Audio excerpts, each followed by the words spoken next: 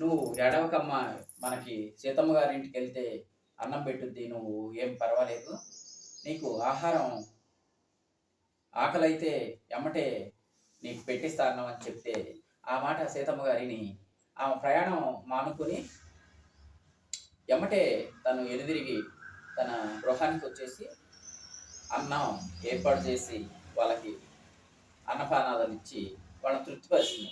ఇట్లా ఎన్నో సంఘటనలు జరిగినాయి సీతమ్మ గారి జీవితంలో. తనకి ఒకసారి ఒక నది బాగా ఉధృతంగా పారేటప్పుడు ఒక ఒండు ప్రదేశంలో ఒక మెరకలో ఒక అన్నాతుడుండి ఆకలికి ఆకలేస్తుంటే వాళ్ళకు కూడా అన్నాన్ని పంపించి పడవలో రాత్రిపూటని కూడా చూడకుండా అన్నం పెట్టి వాళ్ళని కాపాడి అక్కడి నుండి తీసుకొచ్చారట సీతమ్మ గారు వాళ్ళ భర్త గారు. అట్లా ఎన్నో రకాలుగా దాన ధర్మాలు చేసి తనకున్న యావత్ ఆస్తిని కూడా కోల్పోయింది సీతమ్మ గారు. తను ఇంకా పెట్టడానికి కూడా తన కాడ ఏమీనూ లేకుండా పోయింది. తను ఒక భగవానుడే ఒక బ్రాహ్మణ బ్రాహ్మణ రూపంలో పరీక్ష చేద్దామని వచ్చారు సీతమ్మ గారినప్పుడు తన యావత్ బంగారాన్ని కూడా అమ్మేసింది. అప్పుడు ఆయన ఒక కోరిక కోరుకుంటాం, అమ్మా నాకు వివాహం కుదిరింది, పెళ్లి కూతురికి ఒక కొంచెం బంగారం ఇవ్వాలి, నా దగ్గర ఏమీనూ లేదు, నువ్వేమన్నా సహాయం చేస్తే నేను ఈ పెళ్లి కార్యక్రమానికి ఏర్పాటు చేసుకుంటా అని చెప్పారు.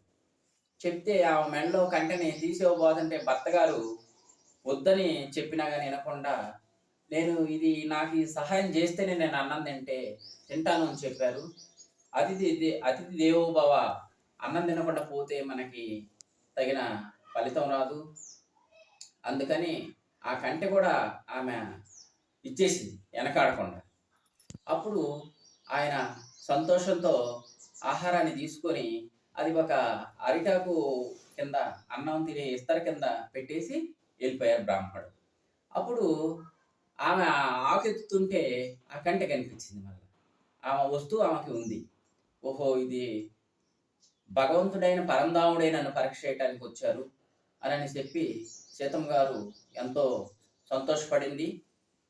తర్వాత కాలంలో ఆయన పొలానికి వెళ్ళి వ్యవసాయం చేస్తుంటే ఒక నాగలికి ఒక టంగమని శబ్దం వచ్చిందంట. ఆ శబ్దం ఏందో అని అక్కడ ఆ అరకని ఆపేసి చూస్తే, కొంచెం మట్టిని అటు ఇటు తీసి చూస్తే పలుగుతో ఒక బిందె కనిపించిందంట.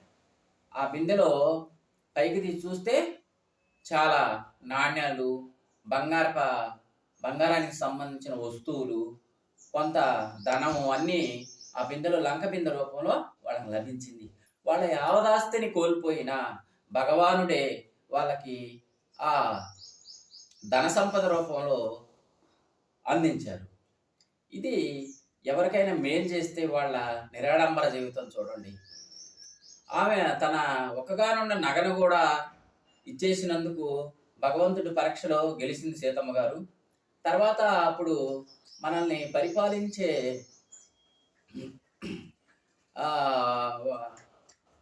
బ్రిటిష్ కాలంలో వాళ్ళు ఆమెకి ఒక సన్మానం చేయాలని ప్రకటిస్తే ఆ సన్మానానికి ఆమె ఒప్పుకోలేదు.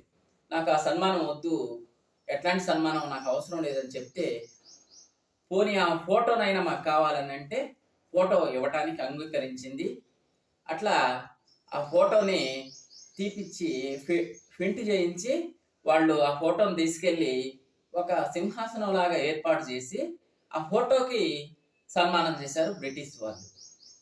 అట్లాంటి ఘనత సాధించిన ఆంధ్రుల పాలిట అన్నపూర్ణమ్మ తల్లిగా ఎంతో ఘనత సాధించిన శ్రీ డొక్కా సీతమ్మ గారు ఇప్పుడే కాకుండా రాబోయే తరాల్లో ఆమె అక్షర రూపంలో నిలిచిపోయింది. ఎందుకంటే ఆమె చేసిన ధార్మిక కార్యక్రమాలు, దాన ధర్మం, అన్నదానం గురించి వినలేని పేరు అనేది వచ్చింది. ఎందుకంటే ఊరక మాటలో చెప్తే ఏమీ రాదు, దాని గురించి తదేకంగా పని చేసి ఉంచింది. ఊరక మాటల వల్ల ఏమీ రాదు. పని చేసి సూచించినందువల్ల తగిన ఫలితం కలిగింది. ఆమె ఏదంటే అది జరిగింది. ఆమె ఆంధ్రుల పాలిట అన్నపూర్ణమ్మగా నిలిచిపోయి, కాశీలో అన్నపూర్ణేటలో మనకి ఆంధ్రప్రదేశ్లో అన్నపూర్ణమ్మ గారు పేరు ప్రఖ్యాతులు మన దేశంలోనే కాక దేశ విదేశాల్లో ప్రపంచం మొత్తం కూడా నిలిచిపోయిన మహాతల్లి శ్రీ అన్నపూర్ణమ్మ గారు. ఆమెకి డొక్కా సీతమ్మ గారు, ఆమెకి హృదయపూర్వక ధన్యవాదాలు. ఈ సభలో ఉన్నటువంటి మీ అందరికి కూడా నా హృదయపూర్వక ధన్యవాదాలు. ఈ అవకాశం ఇచ్చిన అమ్మగారికి కూడా హృదయపూర్వక ధన్యవాదాలు. జై గురుదేవ్.